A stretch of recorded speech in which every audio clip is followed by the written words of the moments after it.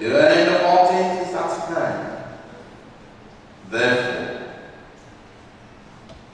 give saying and song for your prayers. I will bless the Lord at all times. Our God and our Father, that is our declaration this morning. That we give you all the glory, we give you all the adoration because you are the Alpha and the Omega. We thank you for our lives. We thank you, Lord, for the month of May in this parish. Thank you for bringing us to the last Sunday in the month of May. Thank you for these powerful 5 Sundays wherein you have opened our eyes to the deep truths and the reality of life. But Lord, in the midst of all the various challenges, especially in our families, you have given us hope through your word. Thank you, Lord, for confirming your word, because your word will continue to be a light unto our feet and a light unto our path. Thank you for the evidence of knowing that we are your children and that you will not leave us nor forsake us. Thank you for reminding us that even when others are talking about a casting down, we the children of God will be talking about a lifting up. And that is why we are here this morning, lifting up our voice in appreciation to you and recommitting our lives and family unto your hands. Father, take preeminence in the name of Jesus. The entrance of your word brings understanding to the simple heart. We therefore pray, O Lord, you will establish this word in our lives this morning in the name of Jesus. For as many of us who are representing one family or the other, let there be restoration. Let there be restoration. Thank you, dependable Father. In Jesus' mighty name we are praying. And the people of God will say, please be seated.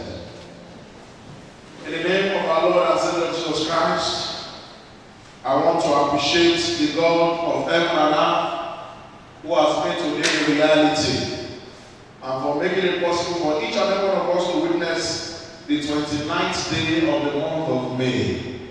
We give God all the glory. May his name forever be glorified. In the name of Jesus. I want to say I do not take this particular opportunity for granted, and so I want to appreciate my dear brother and friend, the Reverend Dr. Chigozie Anele and Mrs. Anele.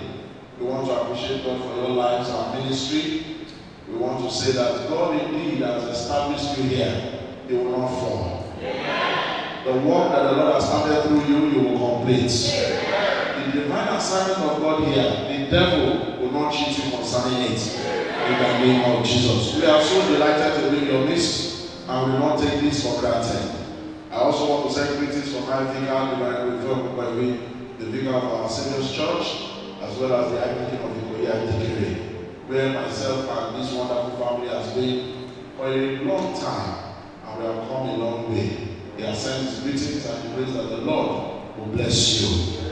I will not forget to appreciate my brother and my friend, also the Reverend Emmanuel Obara. God bless you. And may the Lord increase you on all sides. In the name of Jesus. Wonderful people of New Era, it is great to be back here.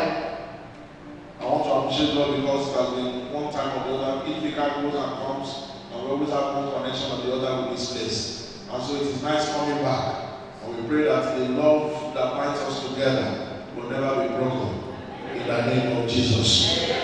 Because of the time, my brother has warned me, because of the time available, I will try and see what I can do.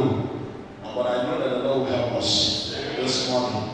Please permit me as we open to Zechariah chapter 1. Zechariah chapter 1, we shall read verses 18 and 19. Don't forget what we are looking at today is family altar restoration. Family altar restoration. And I'm so convinced in my spirit that for as many who are represented here, families represented here, the Lord will do something spectacular in your lives and family in the name of Jesus. Zechariah chapter 1, verse 18 to 19. We'll be reading some scriptural verses, so please be ready. Then I raised my eyes and looked, and there were 4 horns. And I said to the angel who talked with me, what are these? So he answered me, these are the horns that have scattered Judah, Israel, and Jerusalem. These are the horns that have done what? Scattered Judah, Israel, and what? Jerusalem. Now when we look at the word horn, what does it mean? Horn that we can readily remember will be that which we see on the head of a cow. At least that is what we readily come across. The horn, we see it where? On the head of a cow. And one of the things that you will know about cows is that cows are stubborn. And even when you want to kill it, it takes a lot of practice. And one of the things that you know about the horn is that, like it has been described here, it can only use it to scatter things. That is what it uses to do what? To fight. And so the horn, either from the one you know of the cow or what it represents, is that it is used to scatter what has been gathered. Horns are used, even from what we have read this morning, to do what? To scatter what has been what? Gathered. And pray for somebody this morning, whatever you have gathered, the enemy will not scatter it. In the name of Jesus. In your family, what you have gathered over the years, I decree and declare, the enemy will not scatter it. They will not scatter it. In the name of Jesus. People of God this morning, I want you to come to an understanding of what the enemy does. Don't forget, we are talking about the fact that 4 horns were identified. And what do they do? They scatter Judah, they scatter Israel, and they scatter what? Jerusalem. One thing, however, you will know about these 3 words that have been mentioned is that they are nations. They are nations. But what makes up a nation? People. And of course, for instance, when you look at Israel, Israel was first and foremost a family. The family of who? Jacob. Because it was Jacob that eventually became what? Israel. And so you are talking about 12 tribes. Family. You know Judah. One of course of the sons. And one thing about Judah that we know Judah to be is that Judah means what? Praise. And so for the house of Judah, what is expected to do is that it's expected to continue to proclaim the praises of God. It's expected to continue to manifest and testify to the goodness of God. That is what Judah is supposed to do. But of course, when the horn begins to manifest in Judah, will he have time to manifest? Will he have time to praise God? I said to somebody this morning, every horn that is out to shut your mouth, every horn that is out to take away praises from your mouth, the Lord will take it away this morning. Hey, let me understand what I'm saying. Every horn that wants to scatter your life and family, someone that you don't have time to praise God, someone that you don't have time to think of the goodness of God, such horns, the Lord will take away this morning. The Lord will take away this morning. In the name of Jesus.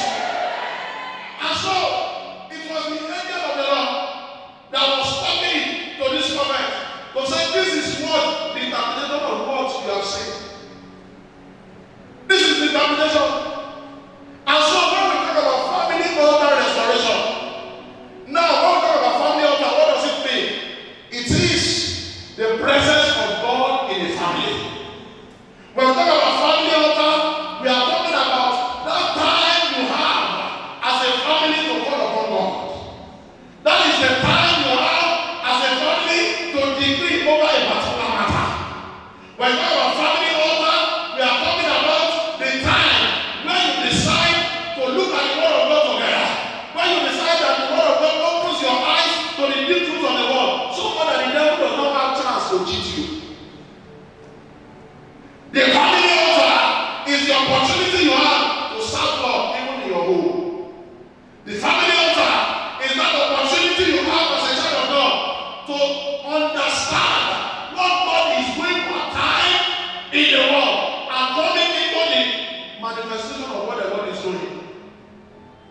No wonder it was said about the sons of Issachar that they understood the times and they knew what they were supposed to do per time. And so as a family, when all is going wrong in Nigeria, for instance, we understand what God is doing. The only place, however, we can know that is at the what? On the altar. But you know what? The reality is this. For each and every one of us here seated, is your family altar still burning? Can you say that the presence of God is still in your home? Can you say that you apply for the things of God? When you look back today, people of God, I can see many of our elders here, you know what it used to be like in those days when you gather together to pray in your home. When you gather together to look at the word of God. You know, better times when you can write, people say, no, in those days, when you come on Sunday, they don't burn you well not to tell daddy and mommy what you discussed in church. Because they will ask you, what did your teacher teach you? Why? Because if you don't say it, you will be punished. God at those days, when people gather together at 5 a.m. to study the word of God, to pray together, even though sometimes you can snore and be sleeping when prayers are going on, but you must be there. God at those days, when there is a bell that will actually be swung so that you can come out, and you dare not say you are not going to come.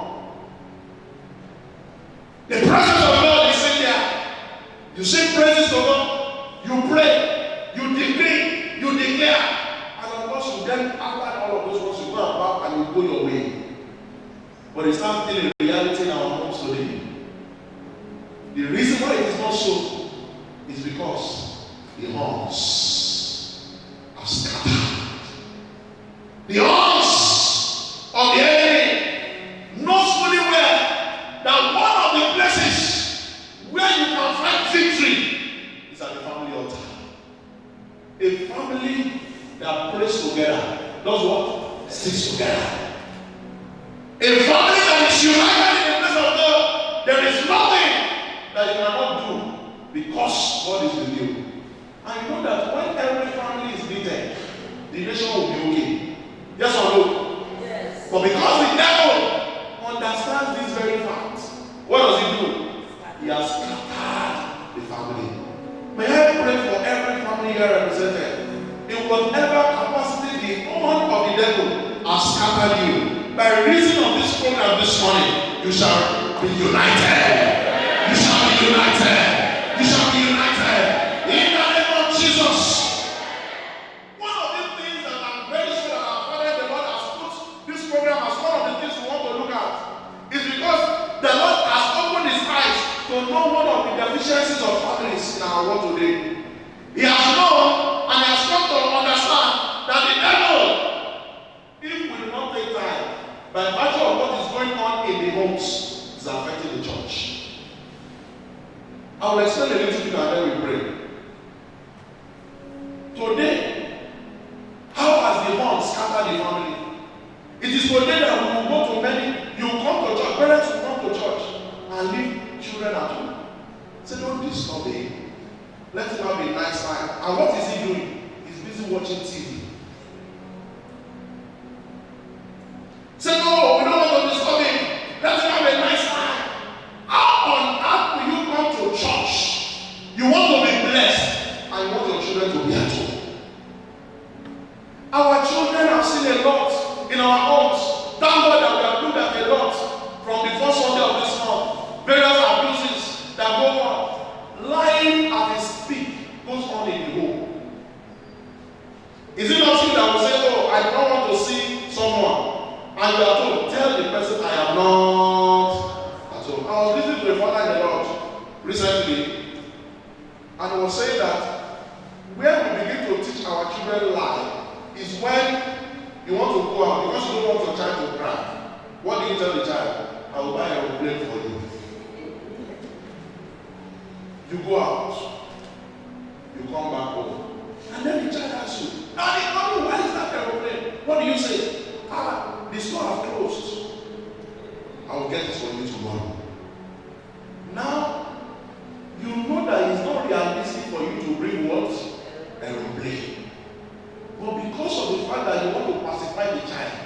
You like to be child. And you know what is interesting is that children are so bold today to be able to tell you that daddy, you are lying.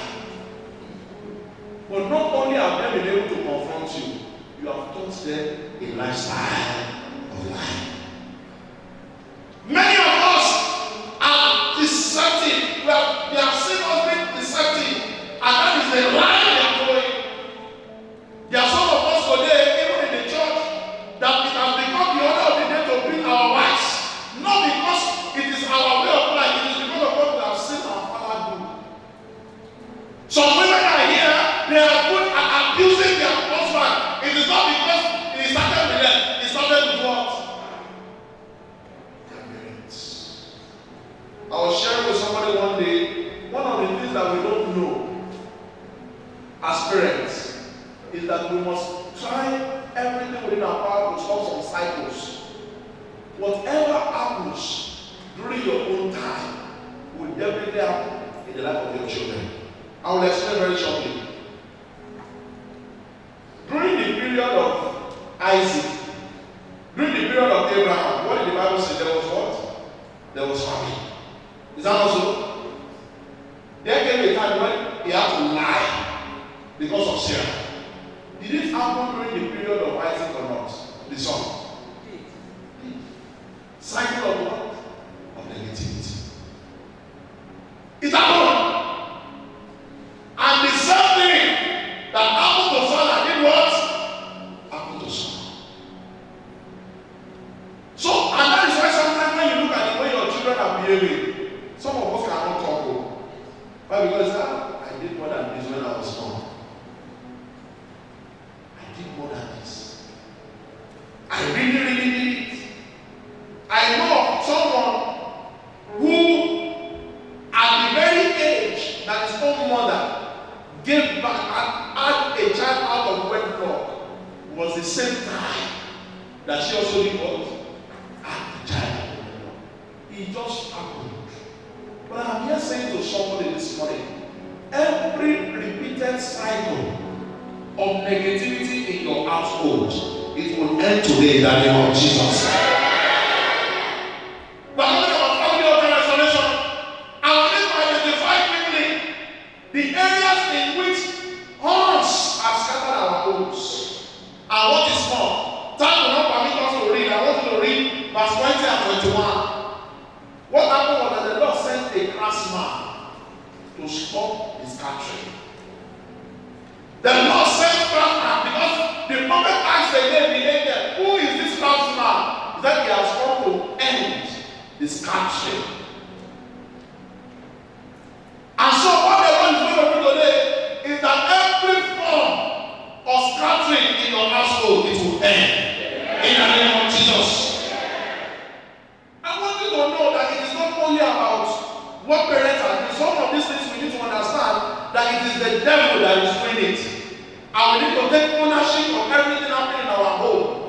And then by so doing, establish the kingdom of God. Establish the altar of God, the presence of God in our home. Before it is too late. Addition of every kind. You know, I've seen it now. There was a picture that was shown recently about a family. And in that family, everybody was with one phone. So much that the communication that should happen when parents, even over time, either by the study of the word of God or just discussing with your children, you will know what is happening. That has been eroded away. Everybody was with phone, and that was what everybody was concentrating on, phone.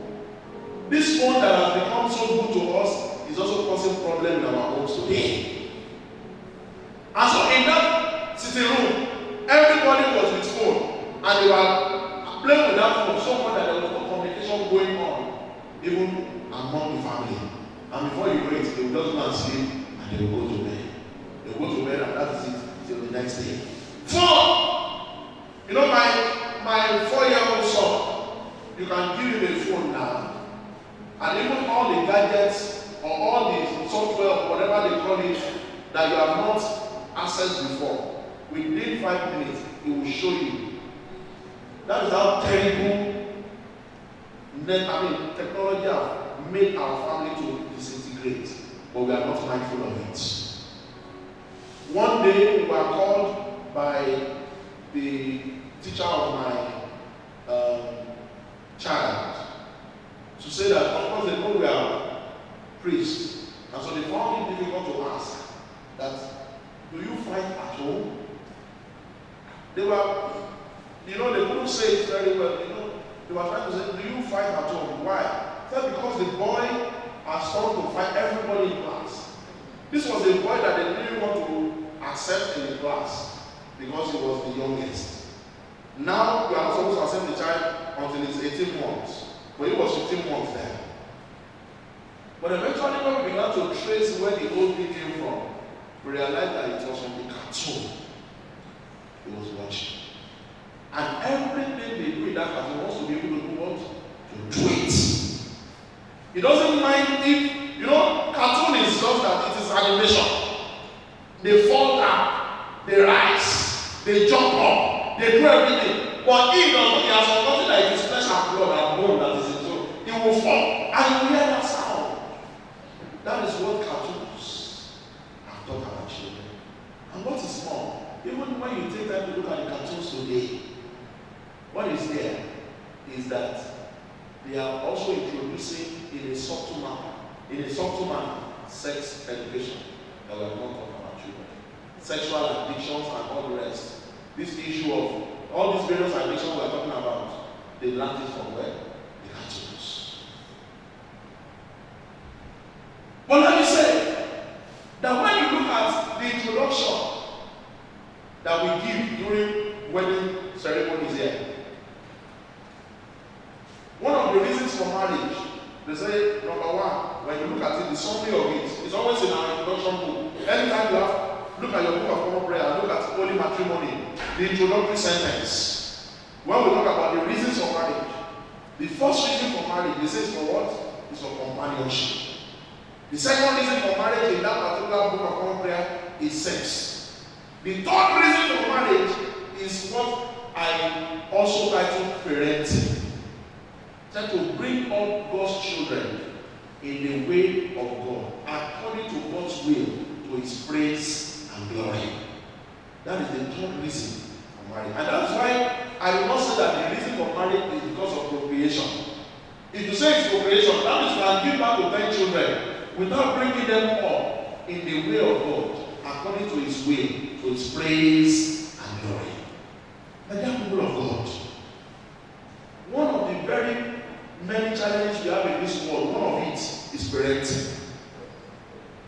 Today, one of the many challenges we have, one of it is what? Is parenting. I used to tell people when they go for counseling, God at those days, when television opens at what? 4 p.m. Now it is 24 hours. You are not at home all the time. You train your children. Your children are left in the hands of people who do not understand what it means to be a parent. But one thing we can do is number one, to pray. The second we can do is that within the little time we have, let us take ownership of our children. Time will not permit me to go through all of this, possibly by the next time, by the grace of God, we'll have time to go through all I have written down. But one thing I want you to know is that there is problem in the home, and that is one thing that we must establish this morning. There are challenges in the home. The father has his home. Some fathers have lost their jobs, and so they have become a slave in their homes because they are no longer breadwinner, and their wives are causing problem in their life. They cannot say it in the church. There are also some women who are going through a lot in the hands of men. We know of the case, even of the children, a 10-year-old child from a particular school involved in sex, far away in Dubai. Look at bullying going on, and because of that, the school was closed down for months. That is the situation in our nation today. But if there is a people who can pray, there is a God who can answer.